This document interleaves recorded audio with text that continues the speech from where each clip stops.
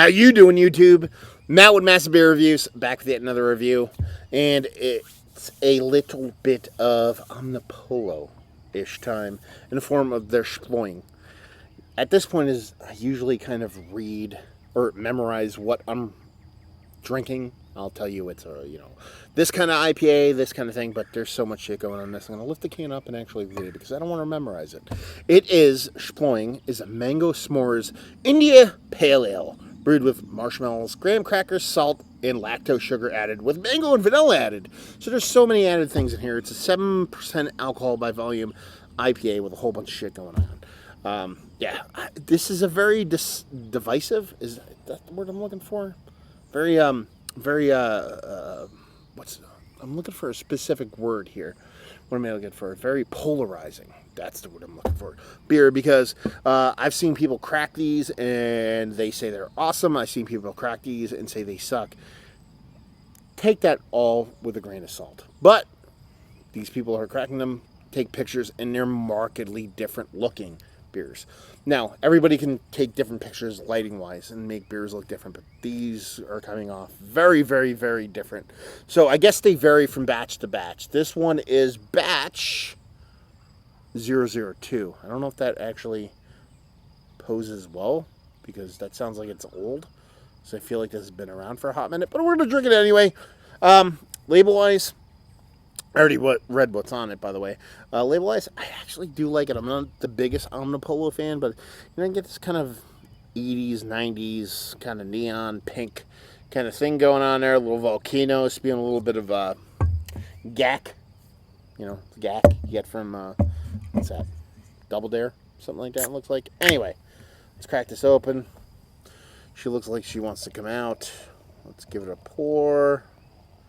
See if we can give it a pour that does not suck. You can hear random music going on in the background. Why? Because I'm outdoors. And outdoors does not suck.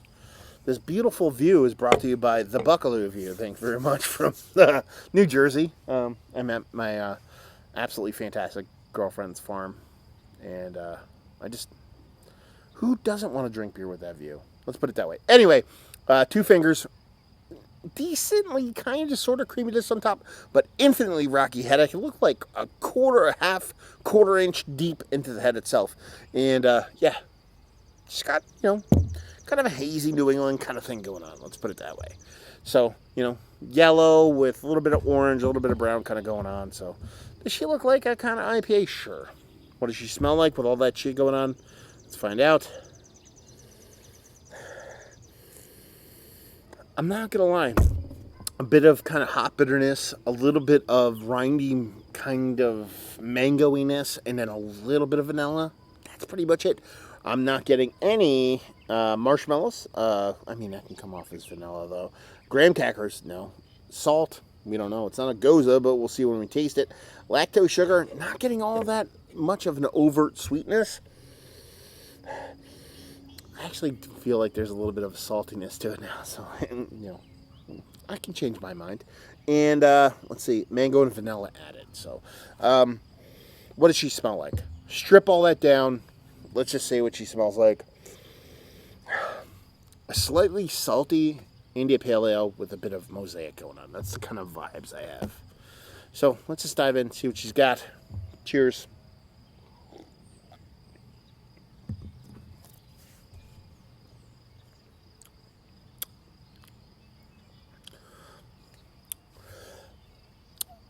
Well, I'm going to tell you what.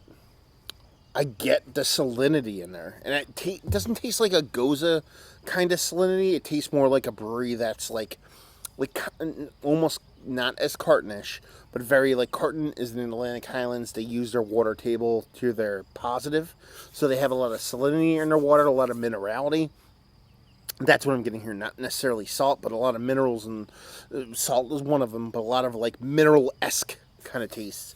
I am actually getting the mangoes in here. I'm getting a little bit of mango burn, but nothing out of the ordinary. It's just something, just give you a little hint of mangoist there. Graham crackers, who the fuck knows? Vanilla, sure. Vanilla marshmallow, they're kind of the same. and lactose. That you can kind of just bunch those together. I am getting a little bit of sweetness beyond the malt, so yeah. As much as I pooed on it in the nose, getting it back in the mouth. So I'm not going to sit here and say that's not what this beer is.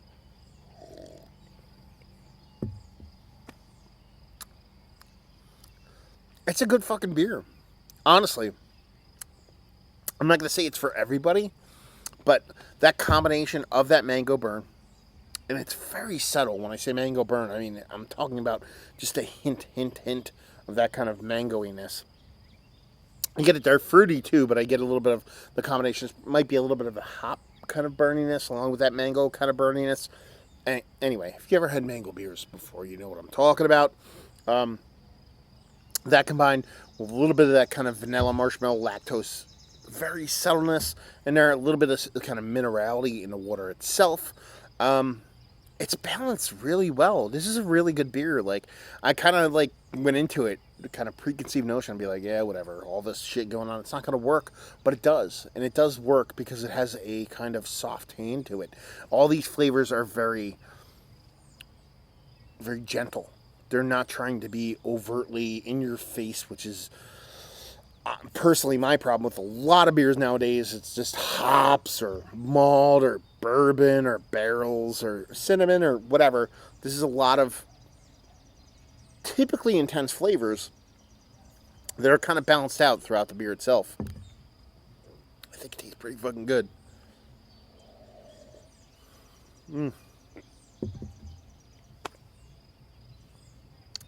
That doesn't suck. Let's put it that way. I don't know what else to say about it. Classifying it, it's not. It's not a double IPA. It's not a base IPA. There's enough salinity in there to make you be like, okay, there's something else going on with that kind of salt and mineral kind of base, but at the same time, it's still inside. I think basically what this beer is. This beer, my friends, is a BJCP nightmare. Someone that adheres to that book and calls it a Bible would just fucking freak out and have an aneurysm and die over this, because this is not going to fit a style. But what does fit is deliciousness, and that doesn't suck. So let's talk about it. Is it one of the better? I'm going to go adjunct in the most gentlest way I possibly can say that word. Adjunct IPA that I've had as of late. Yeah, it's just fun, especially this batch.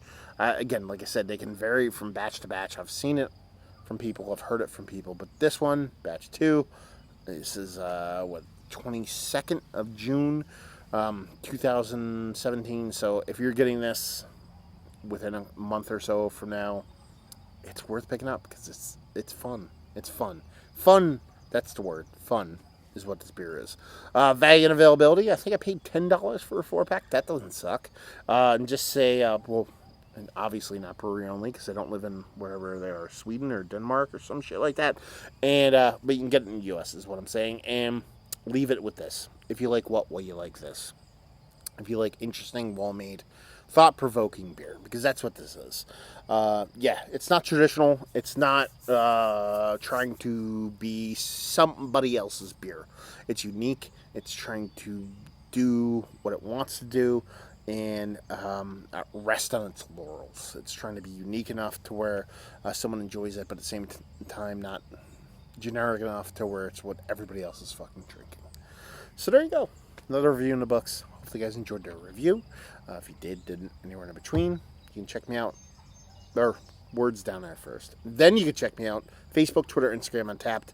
And then you can, say, hopefully you guys enjoyed this review. Hopefully you're enjoying a nice Shploing mango s'mores beer. And hopefully see you next time. Cheers.